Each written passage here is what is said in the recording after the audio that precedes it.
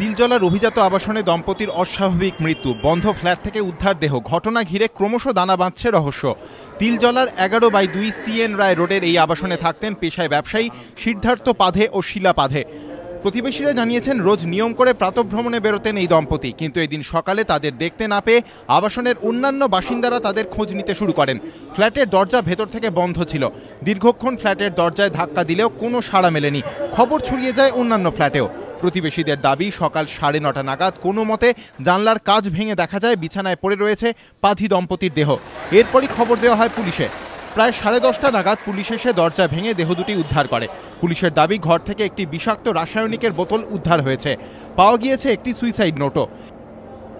একটা সুইসাইড হয়েছে, তদন্ত করে দেখছি। খবর তো থানাতে আসেই, সুইসাইড হয়েছে, আমরা তদন্ত করে দেখছি। সুইসাইড নোট পেয়েছেন?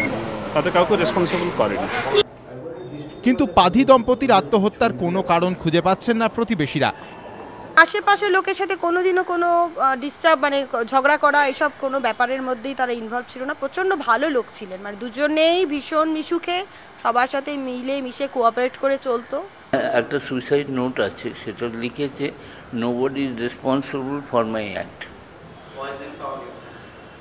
পয়জন দুটো গ্লাস পাওয়া গেছে, তাতে বোধহয় কিছুটা কন্টেন্ট ছিল, আমি জানি না, সেটা পুলিশ বলতে পারবে। এই মৃত্যুর পেছনে অন্য কোনো রহস্য রয়েছে কিনা খতিয়ে দেখছে পুলিশ। তাদের আত্মীয়, বাড়ির পরিচারিকা ও অন্যান্য ফ্ল্যাটের বাসিন্দাদের সঙ্গেও কথা বলছেন তদন্তকারীরা। ময়ূখ ঠাকুর চক্রবর্তী ও পার্থপ্রতিম ঘোষ, এবিপি আনন্দ।